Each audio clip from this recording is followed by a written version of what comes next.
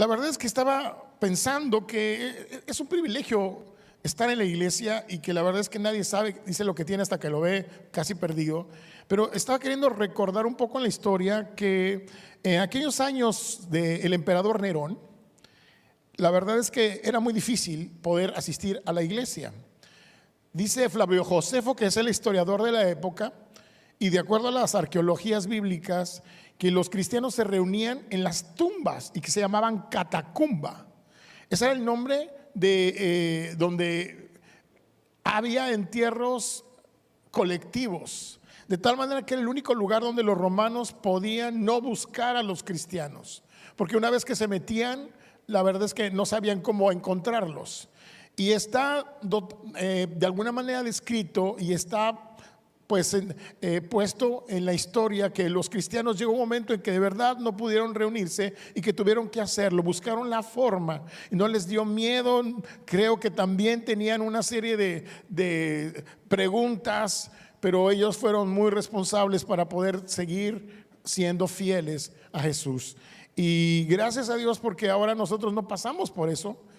Podemos reunirnos en nuestra casa y tener esta bendición y esta palabra. Y bueno, entramos de una vez directo. Hoy he titulado a la palabra: habitaré en ellos y caminaré entre ellos. Una vez más, habitaré en ellos y caminaré entre ellos. Quiero hacer la anotación literaria que estamos hablando que no solamente es vivir con ellos, que es habitar con ellos o en ellos, sino caminar entre ellos. Habla de algo más, de un acercamiento más íntimo, habla de algo que nos denota una intimidad más particular. No solamente estar ahí, sino entre ellos y junto a ellos. Y esto es lo que vamos a ver.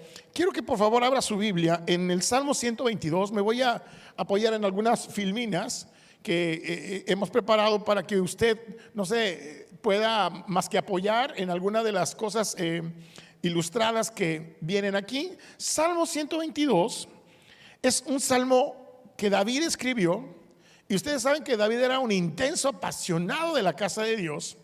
Y él dice en el versículo 1, estoy leyendo la traducción viviente, dice: me alegré cuando me dijeron, vayamos a la casa del Señor.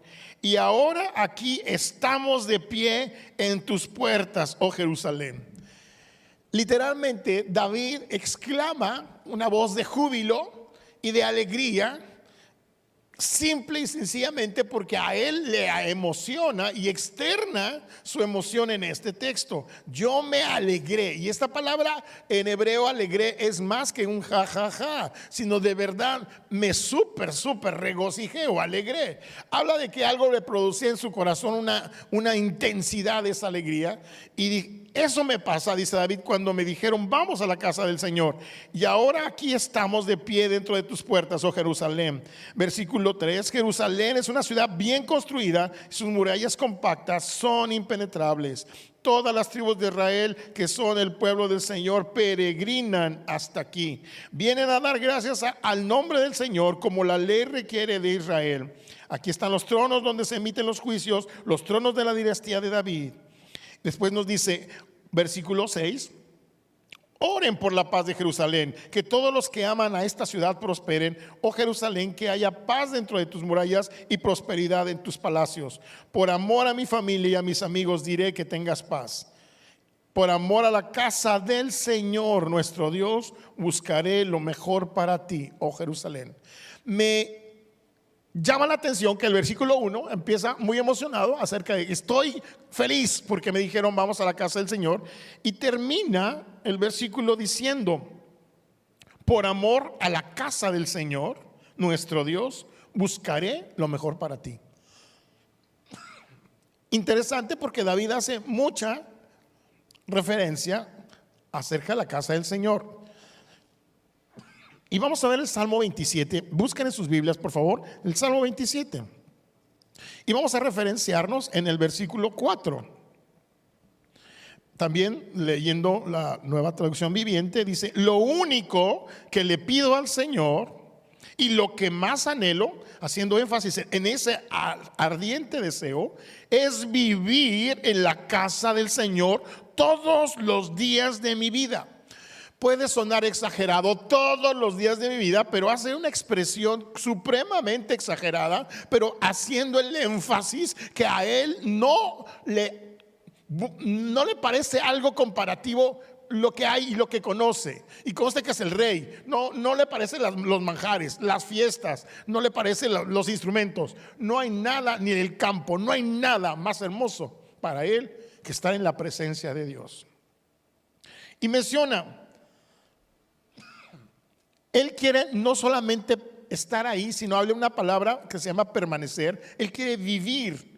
En el griego original dice quiero acampar. Me gusta esa parte. Quiero acampar en la casa del Señor todos los días de mi vida, deleitándome en la perfección del Señor y meditando dentro de su templo. Hay algunas versiones, como la versión 60, dice yo quiero estar para inquirir en su santo templo. La palabra inquirir es española y quiere decir preguntar. Yo quiero estar en el templo para preguntar, indagar. Y qué emocionante es saber que cuando uno tiene confusión o tiene dudas, puede venir a la casa del Señor y preguntarle directamente al Señor. Y me gusta mucho lo que sigue, porque además de eso dice el versículo 6, pues Él me ocultará allí cuando vengan dificultades y me esconderá en su santuario. Me pondrá en una roca alta donde nadie me alcanzará. Me gusta mucho esta roca alta que nadie me alcanzará, porque habla un poco también proféticamente de la piedra angular que es nuestro Jesús. Cuando tú estás en esa piedra angular, la piedra que desecharon, pero que realmente vino a ser parte importante de una construcción que es Jesús de la iglesia. Cuando tú estás en la casa del Señor, dice, Él me pone en la roca más alta donde nadie me va a alcanzar. Es hermoso describir y cantar este salmo, pero tiene una profundidad, y la intención de David va correlacionada con la historia del pueblo de Israel. Y ahora vamos a tratar de hacer un recorrido breve y un contexto acerca de cómo era o cuál era la intención de Dios al poder hablarle a su pueblo. Quiero por favor que vayamos a la siguiente.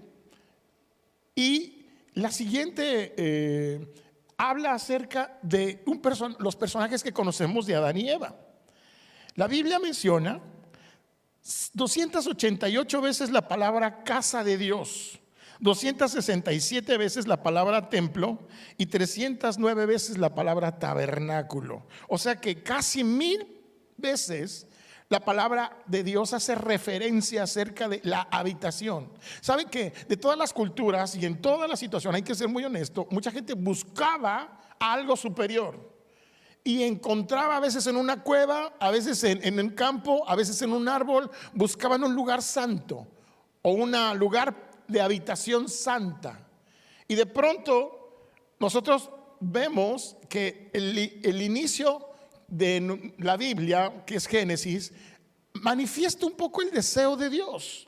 Y vea usted, por favor, si usted me acompaña, en Génesis capítulo 3, versículo 8, vamos a encontrar cuál es el verdadero inicial propósito de Dios. ¿Para qué Dios pone al hombre y a la mujer? Cuando soplaba la brisa fresca de la tarde, el hombre y su esposa oyeron al Señor Dios caminando por el huerto, así que se escondieron del Señor Dios entre los árboles. Una de las cosas importantes es que Dios es espíritu, y pensar Dios caminando, pues sí, es una metáfora o un símil, como que pensar que Dios tiene pies, pero ¿a poco Dios tiene pies? El cielo es el trono de mi Dios y la tierra el estrado de sus pies.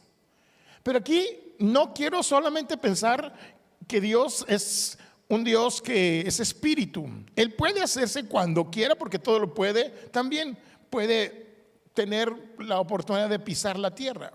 Pero ¿sabe una cosa? Me importa mucho que notemos claramente el énfasis de estaba paseándose, caminando por el huerto. Eso nos habla de una actividad que tenía Dios junto con Adán y Eva. le gustaba caminar en el huerto. Y hablo de un huerto que obviamente él los puso, pero es interesante. Dios siempre quería estar en ellos, con ellos y entre ellos. Cuando vemos que desobedecen, entonces obviamente se corta la relación. Y encontramos otro pasaje interesante, pasando un poquito más hacia adelante de la historia, en la línea del tiempo. Vemos que luego Dios se le aparece, el hombre no quiere de alguna manera obedecer a Dios, viene lo del diluvio, luego lo de la torre de Babel, y vemos a un pueblo que está alejado de la relación con Dios, y Dios no hay una manifestación directa, hasta que encontramos a Abraham, cuando se presenta a Dios con Abraham. Y después encontramos a su hijo Isaac, después a Jacob. Y hoy quiero que tengamos énfasis en un personaje que es Jacob. Jacob va huyendo de haberle robado la primogenitura a Esaú y de pronto se encuentra en el desierto. La Biblia nos dice en Génesis capítulo 28, del versículo 10 al 22, la historia de Jacob en el desierto. Y nos habla que Jacob estando huyendo, se puso una piedra como almohada y se puso a dormir. Y entonces tuvo un sueño. Y en ese sueño, mientras dormía, soñó con una escalera que se extendía desde la tierra hasta el cielo y vio a los ángeles de Dios que subían y bajaban por ella. Mira, hermano, interesante figura. Él está soñando y ve, Dios permite que él vea en su sueño una escalera que conecta entre el cielo y la tierra y ángeles que subían y bajaban. Interesante, una especie de portal, pero en este sentido Jacob no sabe nada de Dios, nunca ha sido revelado más que la historia que le ha contado su papá o su abuelo, y de pronto tiene esta experiencia de ángeles. Interesante, los ángeles no estaban estáticos, los ángeles subían y bajaban, y me gusta esto porque luego hacen una alegoría con Jesús cuando habla de que iba a ser el Hijo del Hombre, y también algo parecido, pero hoy no es el caso. Lo que quiero aquí anotar que la reacción de Jacob cuando él despierta ese sueño. La Biblia nos enseña que Dios le hace una promesa ahí y le dice: tú vas a ser bendecido, tus descendientes verán esto, serán numerosos, etcétera, etcétera. Y trae un montón de promesas, pero luego en el versículo 16, si me acompañan, dice: entonces Jacob se despertó del sueño y dijo: ciertamente el Señor está en este lugar y yo ni me di cuenta. Pero también tuvo temor, ese temor que habla de respeto, y dijo: temible es este lugar. No es ni más ni menos que la casa de Dios y la puerta misma del cielo. Y a la mañana siguiente Jacob despertó muy temprano y erigió como columna conmemorativa la piedra en la que había reposado la cabeza, y después derramó aceite ahí mismo y llamó a aquel lugar Betel, que significa casa de Dios. Antes, hermano, no había sido mencionada esta parte. Acuérdense que los hebreos de alguna manera tenían cierta relación con Aram, que también mencionan mucho el arameo, pero esta frase ni en arameo ni en hebreo antiguo se había tenido: la casa de Dios. Y la primera vez que menciona esta parte él es Betel. Él no había tenido ningún Betel, ojo, lo acaba de soñar y de pronto él dice: esto es distinto. Y lo interesante, hermano, y por favor ponga aquí mucho énfasis en la escalera que subía y que bajaba. Una escalera que habla del propósito de Dios. ¿Por qué Dios pone una escalera? ¿Por qué no un trampolín? ¿Por qué no pone otra cosa? Porque la escalera sirve para subir y para bajar. Es una especie, hermano, de conexión. Una conexión entre la tierra y el cielo y la tierra. Y ángeles que suben y bajan, como que hay una continuidad. Caminaré con ellos y estaré entre ellos. Una intención que Dios muestra literalmente a su pueblo. Vemos como una forma importante para el pueblo de Israel de venerar a Dios y darle un aspecto importante a partir de Jacob, y vemos cómo trasciende en sus familias.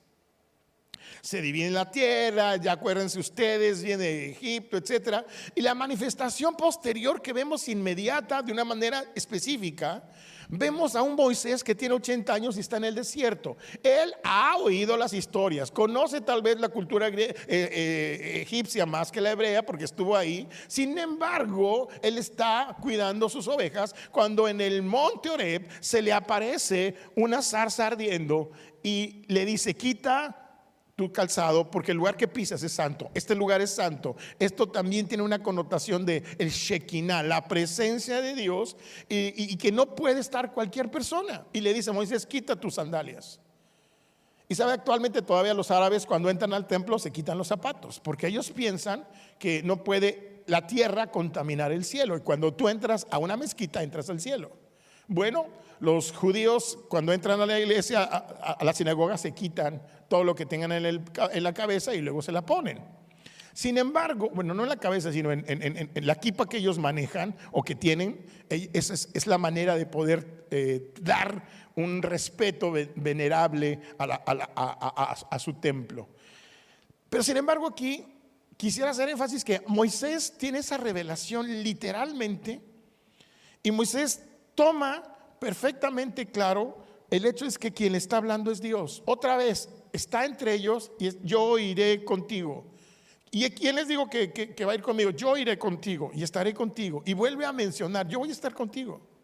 Y esto es hermoso, hermano, porque igual Moisés sabe que la presencia de Dios está con él y le dice: yo no voy a ir si tú no vas conmigo. Y vemos una relación más cercana entre Dios y Moisés, como no se había dado en otros momentos. Pero el Señor caminó con el pueblo de Israel. Y vamos a ver, por favor, la siguiente lámina. Vamos a darnos cuenta que hay, además de Betel, hay otras maneras, la que sigue por favor, de poder anunciar la casa de Dios como una conexión, o la presencia de Dios como una conexión entre el hombre y Dios, entre el cielo y la tierra. Eso fue siempre el propósito de Dios, esa conexión entre el cielo y la tierra y el cielo. Y a final de cuentas, para eso apareció Jesús, para conectarnos, para hacer el camino, la conexión. Pero desde ahí Dios estaba manifestando. La que sigue, por favor. Y vemos ahí cómo se les llama a los diferentes tabernáculos, que significa tienda en español, pero el término en hebreo significa mishka, que significa morada de la presencia de alguien. Cada quien tenía su tienda, pero a esta tienda se le da el nombre de tabernáculo, y a veces se le determina de testimonio, de reunión, casa de Jehová, tabernáculo de Jehová, o el santuario, que habla de Jehová Kadosh, que habla de santidad. No puedes estar porque yo soy santo. Él se manifestaba en el monte Sinaí y no podía subir nadie más que Moisés. Cuando Moisés subía, bajaba resplandeciente su rostro, porque no podía nadie tolerar esa santidad del Señor. Vemos a un Dios que quiere manifestarse, y entonces dice a Moisés: hazme algo provisional como en una casa, pero sabes, yo voy a estar con ustedes. Y entonces inicia a partir de ahí lo que conocemos como el tabernáculo. Y el tabernáculo precisamente es un lugar que Dios diseñó para que Él habitara entre su pueblo. Estaba la columna de fuego en la noche y la nube de día. Y quiero que pongamos este video para que usted muy brevemente vea los utensilios y cómo se hubiera visto en aquel tiempo el tabernáculo en tercera dimensión. Vamos a tener un paseo virtual a través de este video, entonces ponga atención, por favor. Vamos a ver algunos elementos importantes que había en el tabernáculo, y que por tiempo no los describiré, pero tiene que ver mucho con Jesús. Los pueblos, todas las tribus estaban rodeando el tabernáculo, y el tabernáculo no era muy grande, pero sí tenía ciertas cosas importantes. Todo eso fue diseñado detalladamente para honrar a Dios. Cada detalle fue. Está el altar del sacrificio, que todos tenían que llevar un sacrificio al Señor para expiar sus pecados. Y los sacerdotes también se lavaban las manos en ese lavacro, que era algo importante. Luego entraban al lugar santo. En el lugar santo estaba la menorá, y estaba obviamente siempre encendida. No podía apagarse nunca, y siempre estaba encendida. Debe estar 7 brazos. Y estaba el pan de la propiciación, que son 12 panes que nadie podía comerse más que los levitas. Y está el altar de incienso de oro, que aquí siempre estaba oliendo rico a incienso. Y está en el lugar santísimo lo que se conoce como el arca del pacto. Y aquí dentro estaban los 10 mandamientos, la vara de Aarón y el maná. Solamente el ángel podía entrar aquí. Y esta es una visión ahora de adentro hacia afuera. Era una pequeña tienda, Pero era interesante porque el sacerdote que no estaba bien y entraba moría. Y había ciertas cosas, y todo esto es un tipo previo a lo que Jesús iba a hacer. Y es muy interesante. Hoy no tengo tiempo para esto, pero quise hacerlo como una referencia de lo que es el tabernáculo, en pocas palabras. Esa fue la forma en que Dios diseñó un lugar propio para eso. La que sigue, por favor. Y exactamente vemos en esta ilustración algunos mobiliarios que eran importantes. Estos mobiliarios eran diseñados por Dios, cuidados por los levitas, pero tenían un tipo de Jesús y un propósito. La que sigue, por favor. Cuando vemos nosotros que estaba la nube de día y todos ahí haciendo sacrificios, el pueblo llegaba, hermanos, y el pueblo llegaba porque necesitaba tener algo que Dios les dio a Moisés, y le dijo: necesitan tener un sacrificio para expiar sus pecados. Yo soy santo y no puedo tolerar pecado. Entonces necesitan expiar sus pecados. Y la manera como los judíos expiaban los pecados, hermano, era que tenían que llevar un animal, un becerro, algo que les, palomas, etcétera, y le llevaban un animalito. Y mientras llevaban un animalito, el sacerdote que me regalaron quiero aplicarlo como tal. Este me lo trajeron especialmente para poder recordar. Los sacerdotes se ponían afuera el manto, y adentro el tabernáculo se lo quitaban. Tenían ciertas cosas, y hoy no voy a describir todo. Pero ¿qué hacía un sacerdote? Llegaba alguien y oraba por él, y mataba al cordero que traía él, y le decía: tus pecados ahora están traspasándose a este cordero, de tal manera que al morir ese cordero, tus pecados te son perdonados. Esa se llamaba la expiación de los pecados. Ponían su mano sobre el hombre y ponían el cuchillo sobre el becerro, sobre el borrego, etcétera, lo que trajeran a sacrificar. Solo era la manera factible en ese momento de expiar pecados. Y vemos que el pueblo de Israel tenía esa costumbre muy importante. Y ve qué hermoso, Jesús viene como el gran sumo sacerdote.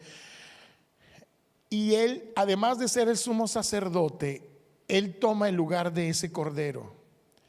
Y Dios nos pone a nosotros nuestra mano, y pone la mano en Jesús, y dice: por la sangre de este cordero tus pecados te son perdonados. Wow, hermano, eso es tremendo. Por eso nosotros podemos tener acceso al Señor. Pero sin embargo, vemos que también junto con este proceso, después el arca y otros utensilios fueron extraviados y se fueron por otro lado. Y para no hacer todo tan explicativo, quiero ver esta próxima lámina, por favor. Habla de el proceso de bueno, cómo se vería en tercera dimensión, y esto, uno más que habla de todos estos utensilios. Pero mire, fíjese qué interesante. El tabernáculo se dividía entre atrio o patio, lugar santo y lugar santísimo. Y ve usted como algo muy particular, significa más o menos que así como tenemos el patio era el cuerpo, el lugar santo es el alma, y el lugar santísimo es el espíritu. Y nos remonta mucho también a la Trinidad pensar que Jesús es el patio o la entrada. Cuando Jesús dice: yo soy la puerta. Jesús es la puerta, el alma, en este caso el lugar santo es el Padre, que es el alma, y lugar santísimo es el Espíritu Santo. En esas etapas de manifestación, y cada uno curiosamente, no curiosamente, sino con la intención de que fueran también tres divisiones, tres. Interesante. Todo en la Biblia también tiene que ver con números. La que sigue, por favor. Y lo más que es importante es que también había en la historia algunos templos. Y esta es la línea del tiempo que quisiera que pudieras enfocar muy bien en tu televisor. Habla del proceso de que los tiempos fueron hechos. Vemos el tabernáculo, que el tabernáculo fue más o menos 1300 años antes de Cristo. Luego David, acuérdense que quiere construir un templo, y el Señor le dice: no, David, tú no vas a construirme un templo a mí, yo te voy a construir a ti uno. Pero no lo deja construir a él y es Salomón quien lo construye. Y el segundo templo se llama el templo de Salomón, que fue 960 años antes de Cristo. Y sabe usted, se tardó 7 años Salomón para construirlo. Y lo interesante es que mientras él construía, como era el lugar tan especial, hermano, literalmente la gente no podía hacer ruido mientras trabajaba. Y lea la Biblia y nos habla que tenían que hacer cosas afuera para poderlas hacer adentro y traerlas, adentro. Salomón echó la casa por la ventana, puso cosas de oro tremendas, majestuosas, estos utensilios más grandes, etcétera, etcétera. Si usted lee, dice la Biblia que cuando él santificó ese lugar, el Shekinah de la presencia de Dios se manifestó tanto que los sacerdotes no aguantaban estar ahí en el templo. El Señor quiso estar ahí con ellos y entre ellos. Y vemos más adelante que también hay, atrás por favor, que también hay en la línea del tiempo, gracias, otro templo que se llama el templo de Zorobabel. ¿Qué pasó con el templo de Salomón? Llegaron los de Babilonia, hermano, y los capturaron y les saquearon el templo y se los llevaron cautivos a Babilonia. Y después de un tiempo, casi más de 600 años después de ese templo que ellos ya habían hecho, los dejaron regresar para construir o reconstruir el templo. Y aquí vemos a Nehemías y vemos a Esdras reconstruir ese templo, y se le conoce arqueológicamente como el templo de Zorobabel, que es el que reconstruyeron.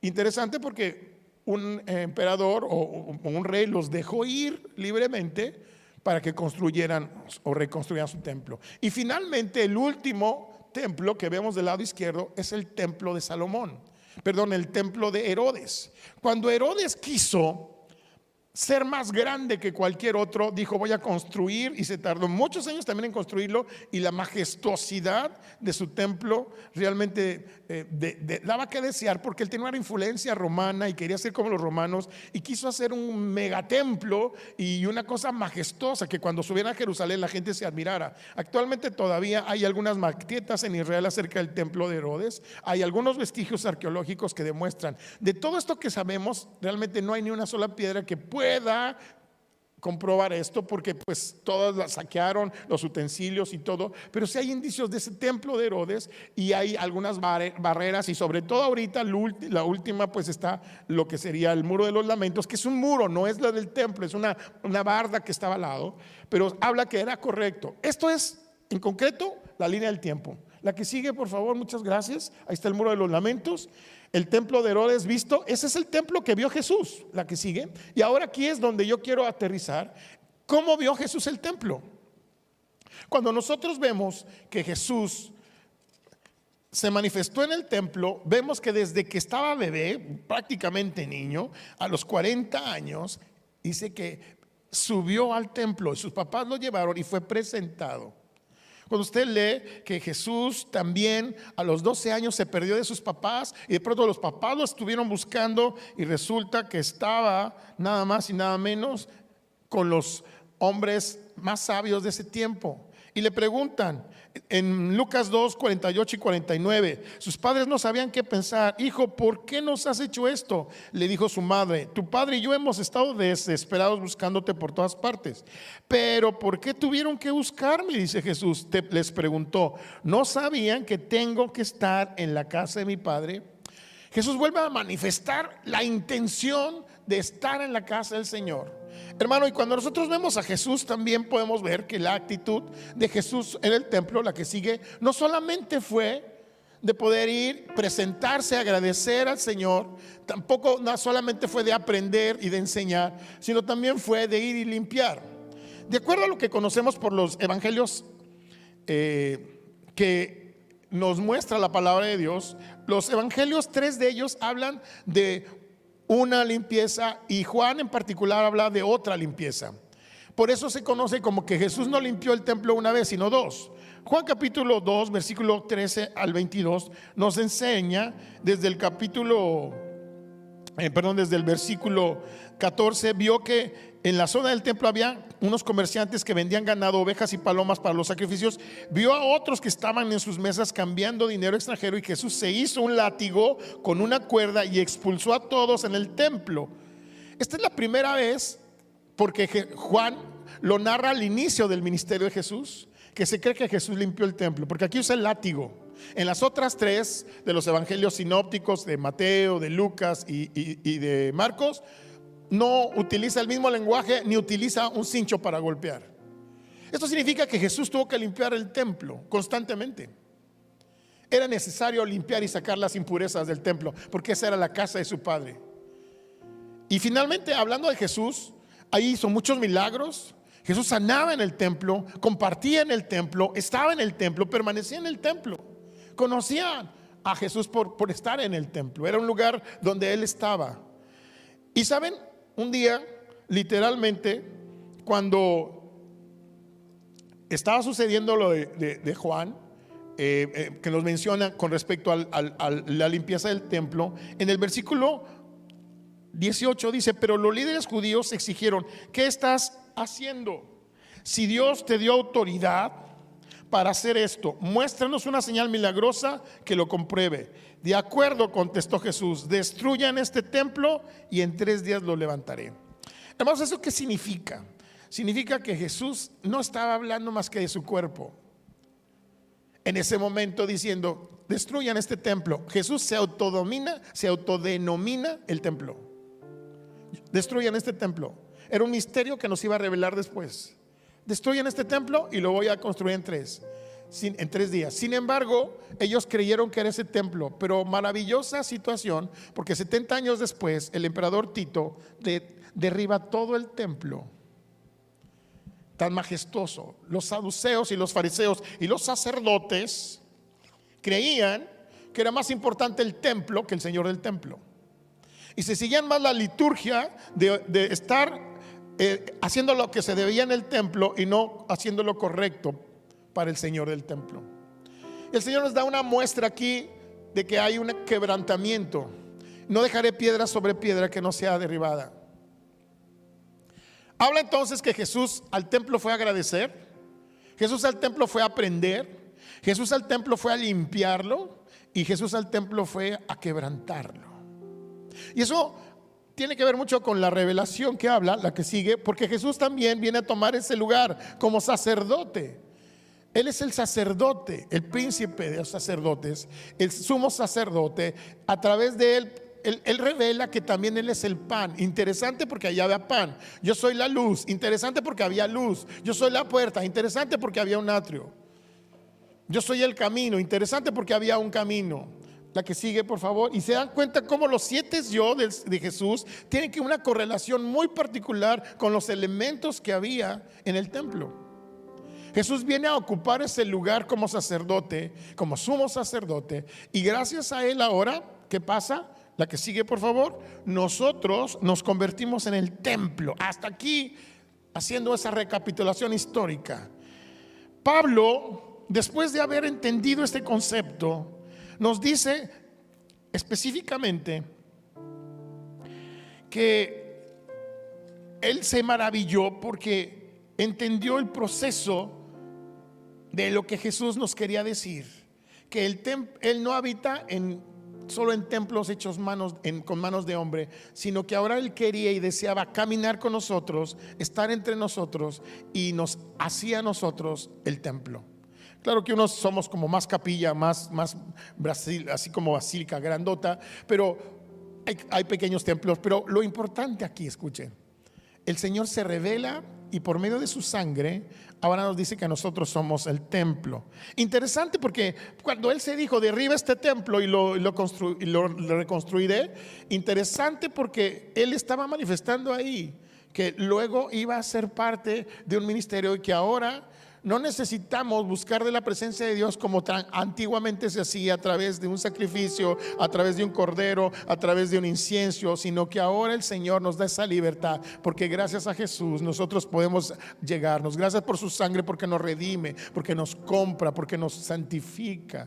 Y es hermoso entender que entonces Jesús hace precisamente esa referencia con nosotros. Y Pablo menciona en 1 Corintios capítulo 3 del 16 al 19, dice: ¿no se dan cuenta de que todos ustedes juntos son el templo de Dios? Ojo, todos ustedes juntos. Menciona la palabra juntos. ¿No se dan cuenta que son el templo del Espíritu Santo, y que el Espíritu de Dios vive en ustedes? Dios destruirá a cualquiera que destruya este templo, pues el templo de Dios es santo y ustedes son este templo. Pablo está hablando de este templo, de este cuerpo, que ahora somos el templo del Espíritu Santo. Dejen de engañarse a sí mismos. Si piensan que no saben, si piensan que son sabios de acuerdo con los criterios de este mundo, necesitan volverse necios para ser verdaderamente sabios, pues la sabiduría de este mundo es necedad para Dios, como dicen las Escrituras. Y 1 Corintios capítulo 6 versículo 19 vuelve otra vez a decirles a los corintios: ¿no se dan cuenta de que su cuerpo es el templo del Espíritu Santo, quien vive en ustedes y les fue dado por Dios? Ustedes no se pertenecen a sí mismos. ¿Por qué a Corintios? Porque era interesante, porque a lo mejor ellos estaban pensando en, es que yo pienso que Dios solamente está en el templo, pero Pablo revela un secreto muy importante. Dios camina entre ti, está contigo y quiere acompañarte. También nos menciona una parte en 1 Corintios 6, 14 al 18. Nos dice: no se asocien íntimamente con los que son incrédulos. ¿Cómo puede la justicia asociarse con la maldad? ¿Cómo puede vivir la luz vivir con las tinieblas? ¿Qué armonía puede haber entre Cristo y el diablo? ¿Cómo puede un creyente asociarse con un incrédulo? ¿Y qué clase de unión puede hacer entre el templo de Dios y los ídolos? Pues nosotros somos el templo de Dios. Como dijo Dios, y hace una referencia a Ezequiel y a otras partes, dice: yo viviré en ellos y caminaré entre ellos. Yo seré su Dios y ellos serán mi pueblo. Me gusta mucho esta parte. Fíjese cómo David decía: yo quiero vivir en tu templo, y ahora Dios dice: yo viviré entre ellos. Me gusta porque David dijo: yo te quiero hacer un templo, y dijo Dios: no, yo te voy a hacer un templo a ti. A veces queremos ganarle al Señor pensando que podemos hacer algo. No, el Señor siempre lleva la delantera. Y sabe usted, en esta parte me gusta mucho porque Él dice: viviré entre ellos. Y vivir habla de activo, un verbo activo. No habla de futuro, de pasado. Yo voy a estar presente, viviré entre ellos. Y me gusta esta parte: caminaré con ellos. Hermano, caminar no solo significa estar estático, sino andar en cualquier parte, en problemas, en soledad, en situación de temor. Yo caminaré entre ustedes, andaré con ustedes. Es lo que Él quiere cuando nosotros entendemos que somos el templo del Señor. Igual que Jesús, necesitamos ser agradecidos. Igual que Jesús, necesitamos venir a aprender, a enseñarle este templo, cuidar este templo, limpiar este templo de toda la escoria y de todo lo que nos sirve. Y otra cosa, necesitamos una palabra: el quebrantamiento en nuestras vidas. El quebrantamiento es el que nos da, es el equilibrio perfecto, el que nos da la oportunidad de aprender que así como el templo fue derribado, este cuerpo también puede ser derribado. Y cuando nos quebrantamos ante la presencia del Señor, estamos diciendo: tú eres el Señor de mi templo, tú eres el Dios de nuestro templo. Y qué importante y qué responsabilidad es que ahora el Señor te dice: ah, sí, tú ahora eres un templo. Ah, muy bien. Pero entonces, ¿por qué necesitamos venir a la iglesia si somos ya un templo, no? Aquí es donde empezamos a darnos cuenta. Lo que sigue, por favor. La pregunta es: ¿por qué nosotros necesitamos parecer, y como ser cuerpos y como cuerpos del Espíritu Santo, necesitamos ser presentados ante el Señor de una manera correcta? Necesitamos ser enseñados como lo hizo Jesús, necesitamos ser limpiados y necesitamos ser quebrantados. La que sigue, por favor, hermano. Y finalmente, la pregunta es: ¿y por qué necesitamos venir a la casa de Dios? Yo sé que con esto ahora que está pasando, muchos tienen muchas dudas de regresar. Pero aquí es donde yo quiero terminar, y quiero que usted y yo vayamos en una hermosa oportunidad por la palabra de Dios y ver qué ventajas y desventajas tenemos. Acuérdese: yo caminaré entre ellos y viviré. Escuche esto: Dios dice: donde estén dos o tres congregados en mi nombre, yo esté.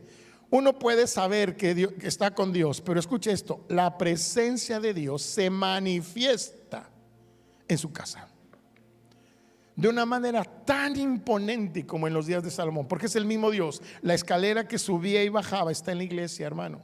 La escalera que conecta lo divino con lo humano está en la iglesia, no está en tu casa. No soy yo, es Dios en su casa. Por eso es importante venir, porque cuando yo vengo aquí encuentro cosas, bendiciones. Escuche esto: Ana estaba ahí en la casa del Señor cuando Elí le profetizó. ella hubiera estado en su casa escondida, jamás hubiera tenido a Samuel. Samuel estaba en el templo cuando el Señor le llamó. Hermano, cosas maravillosas suceden en los templos, porque ahí es la escalera del Señor. Ahí es el contacto que Dios quiere tener con nosotros. Y tenemos que entender que esta es la casa del Señor y que particularmente hay bendición en venir a la iglesia. Y vamos a ver a la palabra de Dios qué es lo que nos dice. Por favor, vayan conmigo a Salmo 27:5. Bueno, ya lo habíamos leído, que dice que Él nos esconde en la morada, en su morada. Yo puedo estar seguro en la presencia del Señor. Yo no puedo pensar en tener miedo cuando el Señor es el que asegura mi vida. Yo tengo que ser precavido, pero tengo que estar consciente que el reino de los cielos se hace fuerte y los valientes lo arrebatan. La palabra de Dios también dice que al final el amor de muchos se enfriará. Y yo no sé, hermano, pero yo creo que ahora es cuando ambos tenemos todos que demostrar de qué estamos hechos, siendo obedientes, pero siendo fieles. Y fieles significa no importa, incondicional. Yo te seguiré, Señor, no importando, yo estaré. Seguro va a venir la tentación y el miedo, la zozobra de para qué vienes, pero por qué vienes, por qué ir a la casa de Dios si estás más seguro en la casa. Sé que podrán haber muchos pensamientos y muy respetables, pero quiero culminar comentándote la bendición que es el venir a la casa del Señor. Además que Pablo decía no dejarse de reunir como algunos tienen por costumbre, como que estaba hablando algunos en futuro.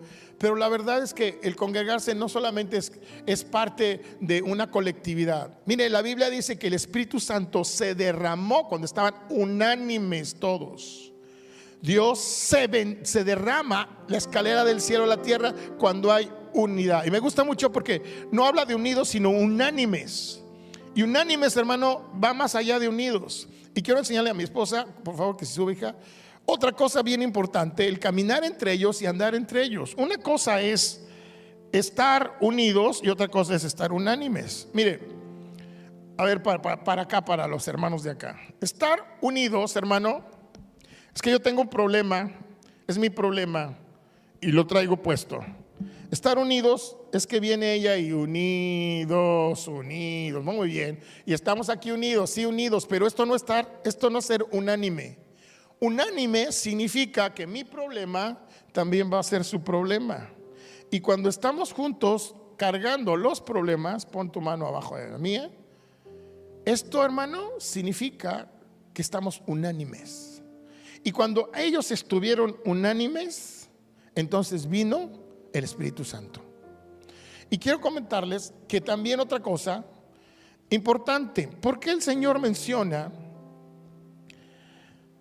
mi yugo es fácil y ligera mi carga. Escuche esto.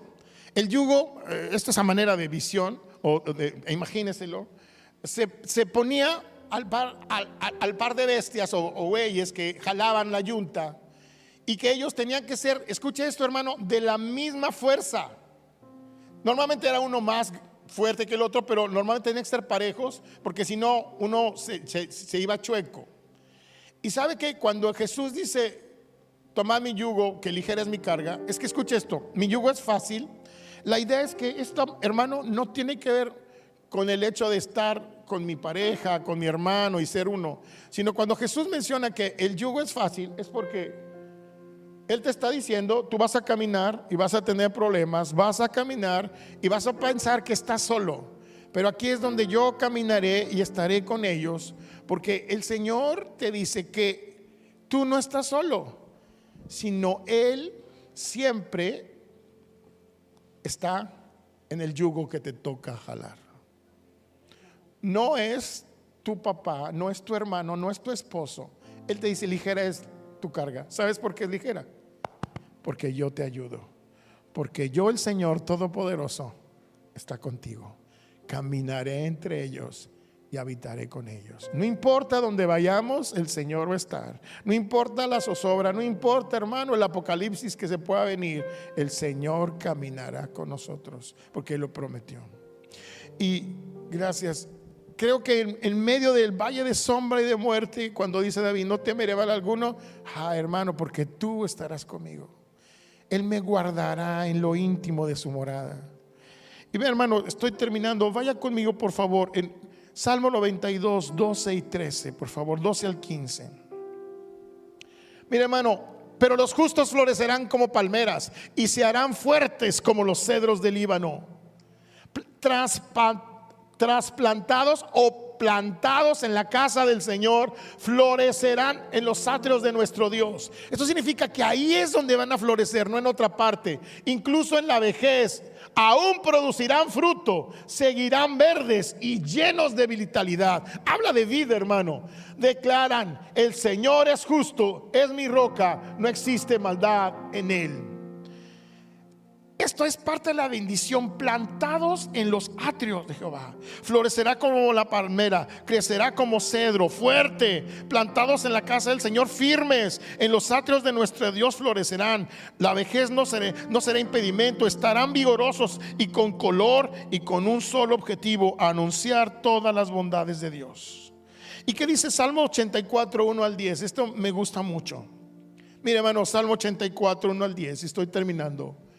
Dice: qué bella es tu morada, oh Señor de los ejércitos celestiales.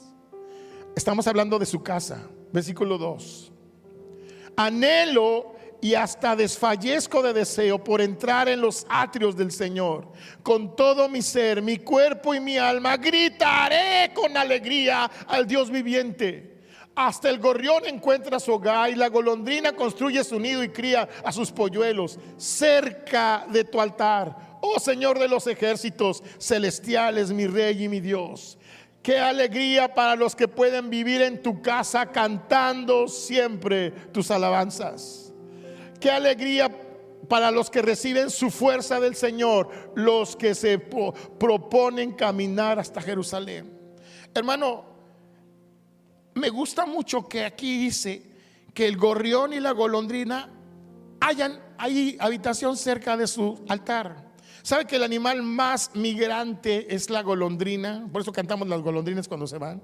Y el gorrión también anda de acá allá. Pero ¿sabe qué, hermano? Aquí el Señor nos está revelando: si estos animalitos que son tan andariegos de aquí para allá y tan mutantes, están en los atrios del Señor, están en la casa del Señor, imagínate aquellos que están firmes en él. Y nos está mostrando igual que los pájaros del campo: no te preocupes, estar en la casa del Señor es un privilegio. Y me gusta mucho cuando menciona: anhelo, deseo con todas mis fuerzas estar en la casa del Señor. Hermano, y me gusta mucho esta parte donde dice: yo voy a escoger. ¿Qué dice Salmo 84, 10? Mire, hermano, Salmo 84, 10 dice: un solo día, es mejor un solo día en tus atrios, es mejor que 1000 en cualquier otro lugar. Prefiero ser un portero en la casa de mi Dios que vivir la buena vida en la casa de los perversos. Yo prefiero estar en la casa del Señor que estar afuera. ¿Por qué decía esto? Porque ahí el Señor envía bendición, porque ahí era importante. Hermano, me gusta cuando David define: yo escojo estar en la casa del Señor. Yo te animo, hermano, hermana, amigo, joven, escoge estar en la casa del Señor. Escoge estar en su casa. Sé que va a ser difícil para algunos, sé que va a ser un desafío, pero el reino de los cielos se hace fuerte y los valientes lo arrebatan. Después de todo, nuestra fe es un Dios que sana, un Dios que guarda, un Dios que protege. Pero mire, Miqueas capítulo 4 versículo 5 dice: aunque las naciones que nos rodean sigan a sus ídolos, nosotros seguiremos al Señor nuestro Dios por siempre y para siempre, por siempre y para siempre. Habla de fidelidad, hermano. No importa que caigan a mi lado 10,000 y a mi diestra 10,000, yo te seguiré, Señor. Hermano, no importa que tal vez cerca de tu casa haya alguna cuestión, tú tienes que ser fiel al Señor. Mire, hermano, nos podrán cerrar los templos, pero nunca nos quitarán la presencia de Dios. Nos pueden limitar a hacer cosas, pero jamás nos limitarán de la presencia de Dios. Porque nosotros somos el templo, pero también cuando venimos al templo vemos esa escalera. Hermano, fluye una bendición. Hay fortaleza espiritual y protección, hay provisión, hay entendimiento y sabiduría, y se desarrollan dones aquí, talentos en la iglesia. Pero cuando yo dejo de venir y de pronto me agarra la fiaca, el miedo, la pereza, entonces yo me creo autosuficiente. Pienso que conmigo basta. Empieza la incredulidad y la falta de fe. Empieza el desagradecimiento, hermano. Y finalmente la dureza de corazón. Hoy que podamos y hoy que podemos, vengamos a la casa del Señor. Yo escojo la casa del Señor. Escucha, hermano, el Señor quiere caminar entre usted y con usted. El Señor camina entre usted. Confía en Él. Él está a su lado.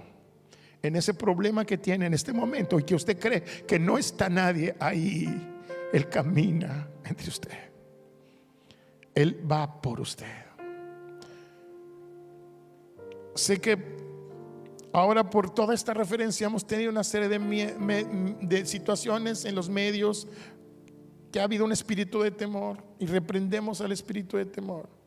Pero, ¿sabe? Cada vez que Dios se presentaba con alguien, le decía: no temas, no temas, no temas, porque yo soy tu Dios. 365 veces ahí no temas. Hoy no temas es para estos días. Hermano, no tenga miedo, porque el Señor es nuestro amparo y camina con nosotros, mora con nosotros y entre nosotros. Yo le animo en el nombre de Jesús a anhelar, a desear, a gritar, venir a la casa del Señor. Qué hermoso es estar en la casa del Señor.